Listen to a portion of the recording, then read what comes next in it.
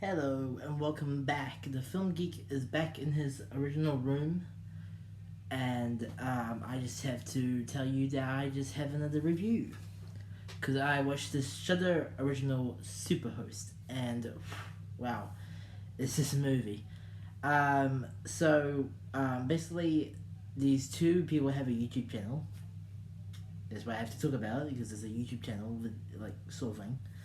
And they go to these hotels and basically review. And what am I doing? Reviewing this movie. Oh my god. So they go to all these different hotels and they have to review them and basically upload insane hotels that should be crap, I'm guessing. Because there are just no more hotels who will watch it. But they've been losing lots of subscribers lately, so then when they go to this new house, they think, oh, there's some gold, this woman's insane who is the host of this house. But she's more insane than they think.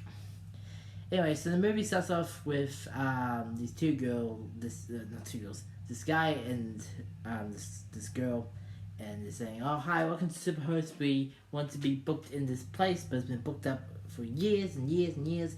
Finally, we have gone. And when they get there, they meet up with the host of the house, who is played by Grace Phipps, who, in case you don't know, was in Teen Beach movie. She played the girl who always goes out with Tanner. What's her name? Layla. She played Layla in Teen Beach movie, and her friend Sarah McCormick, who was also a Disney star. She was Olive on Ant Farm. She was also considered for the role, but she couldn't take it because she was working on a different one, like a different film. So it's quite cool that they were even getting considered a Disney star. It also had, and so they met up with her. She has the creepiest smile I've ever seen on any show, or even any movie. She is so good at putting on a really creepy smile. I was like, what the fuck? Anyway, the first night there, I don't know why, but the guy gets up at like 3 o'clock in the morning, decides to go outside. I'm just thinking, why the fuck would you go outside? It's freezing. Anyway, and when he goes outside, he sees like this creepy, like, I don't know, like, I guess person with glowing eyes is quite weird. So yeah, he sees that and he's like, that's weird. It's gone now, let's go back to sleep. And then when they wake up the first day, he's in his underwear and this host is downstairs making pancakes for them. But there's also these security cameras around the house, and they told about that at the beginning. But they didn't have voice command until she yelled thank you, and then they heard it from the speaker. So they're like, alright, she can hear us, she can see us, what the fuck. Also, they see this door down the basement that says storage, do not enter. And they're like, oh, maybe I should enter. No, don't do it, oh my god. And they're like, acting. There's also a cat room, and, well, the guy just goes ape shit on the cat room. He's just like, oh, look, I'm a cat. And his girlfriend, like, he's fucking weird. And then they meet Barbara Crampton, who is a horror legend. She was in Reanimator, Chopping Mall, You're Next, which are all great films. I just love her so much. She's such a good actress. But she plays another landlord that these two people kind of screwed with because they wrote a bad review for her hotel, so no one goes there anymore. But I don't understand because like they lost subscribers and stuff like that. But anyway, her business is going under. And then Grace Phipps kind of helps them a little bit. She kind of like, bet the fuck off, lady. Like, this is my house. You throw a rock through my house, I'm gonna cut you open if you don't fuck off. Literally what she says. And yeah, Grace Phipps, she's so good for this movie. She just keeps on getting creepy and creepy and creepier. But on this way, Teddy, who was the guy, I just remember his name there, and I think the girl name is Claire. He was gonna propose to her. And on the third day they're there, he does, but it's not the best. She thinks it's a publicity stunt, but he actually meant it. But they get back to the house, and the alarm doesn't work because she changes all the codes.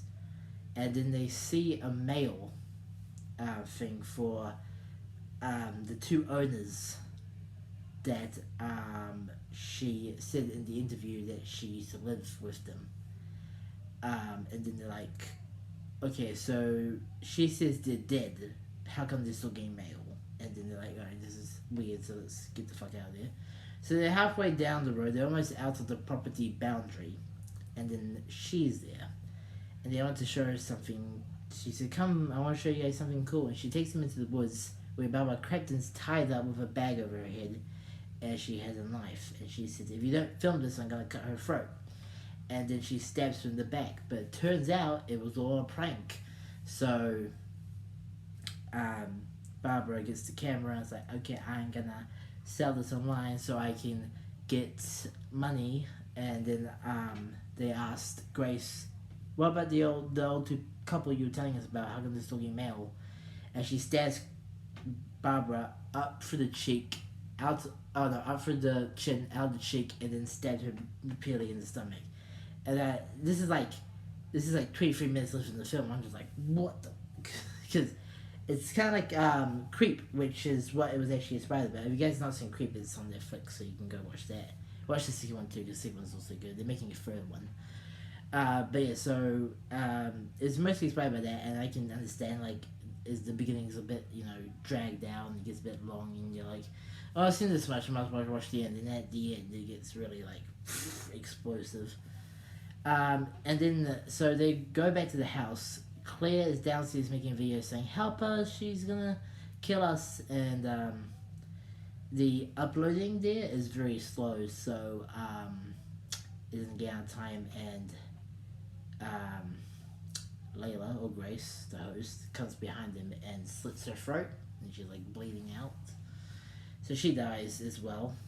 And then Teddy gets stabbed, and he's stumbling around all over the place. And then she revealed earlier on that she killed the old couple and their cat, and Ted falls over dead bodies and the cat and screams, and anyway, he lays by the car and bleeds to death. But Grace finds him and goes to the pulse, and he's still got a little bit of life left, and he's dead. And then when she gets back to the house cleaning up herself, the video gets uploaded to YouTube, but everyone thinks it's clickbait or it's fake or it's not real, so she gets away with it, and that's the end. The villain wins in the end.